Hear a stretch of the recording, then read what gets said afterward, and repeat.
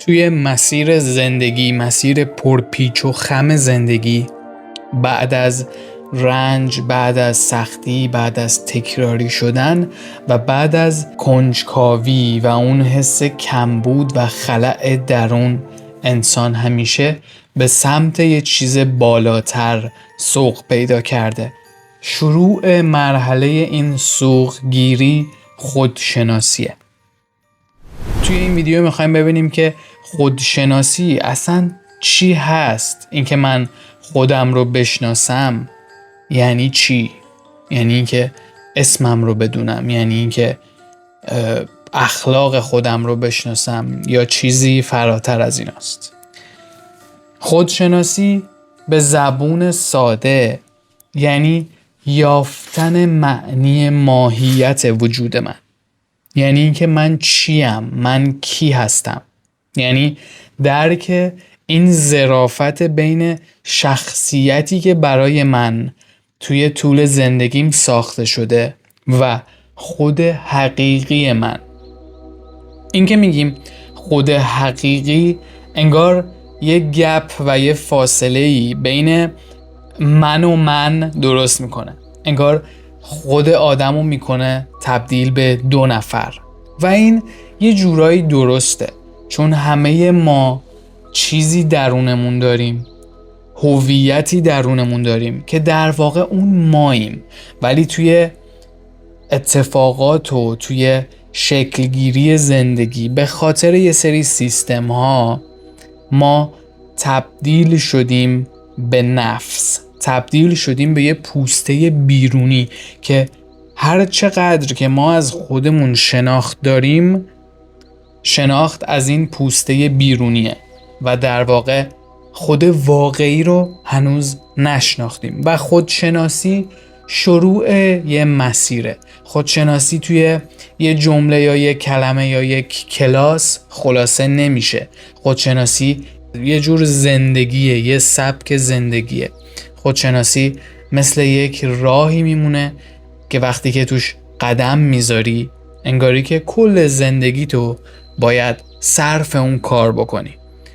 خب حالا که با خودشناسی و شروع این مسیر یه کمی آشنا شدیم، اجازه بدید که با نفس و خود حقیقی، با ویژگی های این دوتا آشنا شیم تا بتونیم بهتر تشخیصشون بدیم و بهتر بشناسیمشون. وقتی که ما یه چیزی رو بشناسیم خیلی بهتر میتونیم درکش کنیم و اینکه ما اون پوسته بیرونی که برای خودمون ساختیم یا توسط اجتماع ساخته شده رو بیشتر بشناسیم، اینجوری میتونیم راحت‌تر به درون و به اون خود واقعیمون برسیم. همینجوری که جلو میریم و تفاوت‌ها و ویژگی‌های خود حقیقیمون و نفس و اون پوسته بیرونی رو میشناسیم، بیشتر میفهمیم که یه مرز خیلی کوچیکی بین ایناست. یه چیزی بینشون هست که باعث میشه که ما یکم دسترسی به اون خود حقیقی رو فراموش کرده باشیم شاید. نفس، اگر بخوایم خیلی ساده تعریفش کنیم که نفس چیه یا همون ایگو چیه، خود ساخته شده بیرونیه. همونجوری که گفتم مثل یک پوسته میمونه، یه پوسته ساخته شده توسط مشخصه های زندگی. نفس همراه با بدن فیزیکی متولد میشه و دستاوردی از اجتماع اطراف اون فرده. اگه بخوایم یک کمی به مشخصات و ویژگی‌هاش اشاره کنیم، نفس و ایگو شخصیت تحلیلگری داره. همه چی رو میخواد تحلیل کنه، سوال جواب میکنه. برای باور کردن چیزی دنبال باورای منطقی و هماهنگیه که با ذهن، یا حداقل اینجوری بگم که با ذهن خودش سازگاره. خیلی دیر باوره، خیلی متناقض ممکنه باشه توی سری از موضوعها. فراموشکاره، یه جورایی میشه بگیم که دروغگوه، شکاکه. اینا مشخصه ها و بارزه های اون شخصیتی هن که ما واسه خودمون ساختیم و ما بهش میگیم من. اون نفسه. این شخصیت ها و این بارزه ها برای نفسه، برای پوسته بیرونیه. ولی خود حقیقی تر، اینجوری بگم، یا من حقیقی، یا اون چیزی که درون ماست، فقط وجود داره، ماهیت وجودی انرژیک داره و همیشه بوده و هست، قبل از اینکه به دنیا بیاد توی این بدن متجلی بشه و بعد از اینکه این بدن به خاک میپیونده. دنیای مادی و بازیچه هایی که توی دنیای مادی هست برای خود حقیقی که از اینجا اسمشو روح میذاریم بی‌معنی و خسته کننده میشن. وقتی که یک کمی ما طعم واقعیت رو بچشیم، وقتی که یک کمی توی مسیر خودشناسی قدم بذاریم، خیلی از چیزای روزمره و خیلی از چیزایی که برای اکثر آدمان شاید دغدغه باشه و براش شاید برای همه خیلی مهم باشه، برای اون فرد خسته کننده میشه و واقعا مسخره به نظر میاد. خیلی مثل بازی، مثل یه بازیه چجوری بگم، تصور کن به درد نخورترین بازی که تو زندگی دیدی و خوشت نیامده و چقدر گفتی که این بازی چقدر مسخره است، روزمرگی ها براش همونقدر خسته کننده و مسخره میشه. قدرت کنترل انرژیاش رو در اختیار خودش داره. یعنی میتونه خشمش رو کنترل کنه، میتونه شهوتش رو کنترل کنه. اینا مشخصه های من حقیقیه، خود واقعیه، اون چیزیه که ما میخوایم از طریق خودشناسی به شناخت اون برسیم. یعنی در واقع با اون یکی بشیم. اون وجود داره، خب نیازی هم به شناخت نداره چون خودش به صورت کامل خودش رو میشناسه. ولی ما همون جوری که از وقتی که به دنیا اومدیم توی این بدن فیزیکی متولد شدیم، یعنی منظور این که از وقتی که بدن فیزیکی متولد شد انگار دچار یه فراموشی شدیم و حالا میخوایم دوباره خودمون رو بشناسیم. عمل واقعیت بر پایه شهود و تجربه است، نه بر پایه منطق، و بدون شک و بدون ترس و با ایمان خالص بیشتر هماهنگه و بیشتر اخت میگیره. حالا که مشخصات و یه سری از بارزه های خود حقیقی رو و نفسی که ساخته شده رو فهمیدیم، جلوتر میخوام به تفاوت‌های بیشتر و خیلی خیلی مثل یه نخ میمونه این بین خود حقیقی و نفسی که ما ساختیم. و وقتی که اینا رو بدونیم، اون موقع هر لحظه میتونیم از رفتارمون، از فکر کردنمون و از حتی زندگی کردنمون متوجه بشیم که داریم به روح یا خود حقیقی نزدیک میشیم و اون رو جلا میدیم و اون رو بیرون میاریم، یا اینکه داریم اون پوسته بیرونی یا نفس رو ضخیم‌تر میکنیم. و هر چی سن بالاتر بره و ما از اینا آگاه نباشیم، هر چی جلوتر بره و نفس رو بیشتر پرورش بدیم، چون ما در واقع داریم این کار میکنیم بدون اینکه خودمون بدونیم. هر روز داریم با گشتن توی روزمرگی، گشتن توی این دنیای پر از گمگشتگی، نفس و اون پوسته بیرونی رو ضخیم‌تر میکنیم و هر چی این ضخیم‌تر بشه، هر چی که ما جلوتر بریم، سخت‌تر میشه این پوسته رو شکست و ما باید این پوسته رو بشکنیم و مثل تخمی که از جوجه‌ای که از تخم بیرون میاد بیرون بیایم. و وقتی که این فقط لازمه که این پوسته شکسته بشه. مسیر خودشناسی بیرون اومدن از زیر سنگه و هرچی جلوتر بریم این سنگ سنگین تر میشه. و با شروع خودشناسی و قدم گذاشتن توی این مسیر نفس شروع میکنه به پوست اندازی و ما به اون ماهیت وجودیمون نزدیکتر میشیم. توی روح و توی خود حقیقی ما چیزی که میبینیم خدمت به دیگرانه. یعنی اینجوری میشه بگیم که شخصیت روح، رفتار روح در پی خدمت به دیگرانه، دوست داره به بقیه کمک بکنه. اما نفس یا ایگو همیشه در پی خدمت به خودشه، توی انتخاباش خودش رو اولویت قرار میده. شما وقتی که میخوای یه کاری انجام بدی، حتی در قبال عزیزترین افراد زندگیت، ممکنه که اولین چیزی که در نظر بگیری منفعت خودت باشه، اینکه برای خودت آیا ضرری داره این کار یا نه.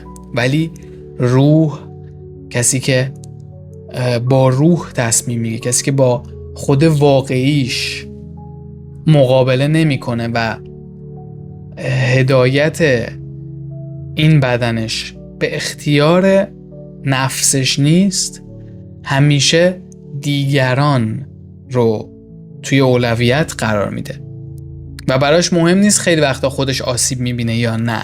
هرچی که شما به روح نزدیکتر شده باشی، آدم مهربونتر و آدم پرعشقتری هستی. در واقع روح به دنبال اصالت درونیه، ولی نفس دنبال شناخت بیرونیه.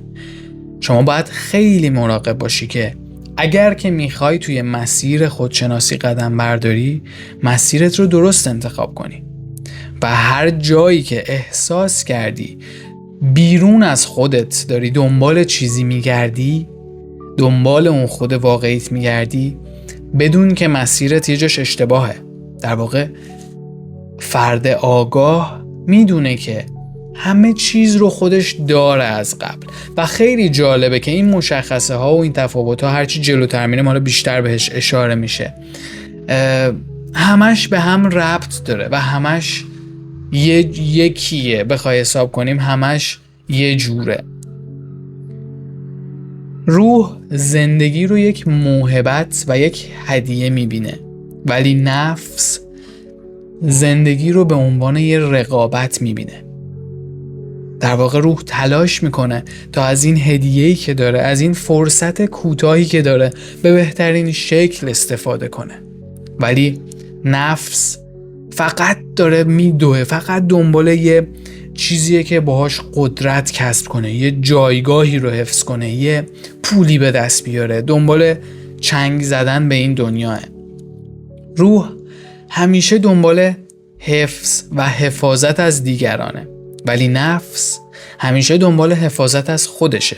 مثل همون مورد اول، روح به درون نگاه میکنه ولی نفس به بیرون نگاه میکنه. گفتم تموم اینا به هم ربط داره و همیشه یه مرز خیلی باریکی بینشه. شما میتونی توی مسیر قدم بذاری و دور دنیا رو بگردی دنبال آگاهی، میتونی سفرهای زیادی بری، میتونی آدمهای زیادی رو ببینی، ولی آگاه ترین آدمها و تموم استادان معنوی که شما باشون برخورد داشته باشی همیشه بهت میگن که از درون خودت شروع کن. تو نیاز به چیزی نداری، فقط نیاز داری که نفس رو رها کنی. موقع همه چیز خود به خود شروع میشه. روح احساس فراوانی میکنه ولی نفس همیشه احساس کمبود داره. روح جاودانه است ولی نفس فانیه. روح به سوی عشق کشیده میشه ولی نفس به سوی هوس کشیده میشه. وقتی که میگم یه مرز خیلی باریک بینشه، اینجاست. شما ممکنه که احساس کنی که مثلا عاشق یه نفر شدی، ولی در واقع میتونه نفست برای هوس‌هات گولت زده باشه و این توی زمان خودشو مشخص میکنه. خیلی این مرز باریکه و خیلی این نفس و خیلی این پوسته بیرونی که ما ساختیم بازیگوشه.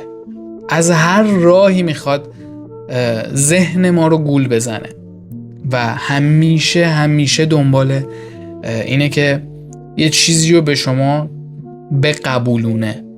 برای همینه که توی خیلی از فرقه ها، توی خیلی از کتاب ها، توی خیلی از نویسه های معنوی نفس و ایگو شیطان نامیده شده. در هر حال روح از ماجراجویی لذت میبره، ولی نفس از پاداش و اینکه یه چیزی رو بگیره لذت میبره. نفس همیشه میخواد یه چیزی رو بگیره، ولی روح همیشه دوست داره یه چیزی رو بده، همیشه دوست داره بخشنده باشه. روح علت شفاه و نفس علت رنجه. یعنی شما هر چی که به روح نزدیکتر بشی، خود به خود مشکلات کمتر میشه.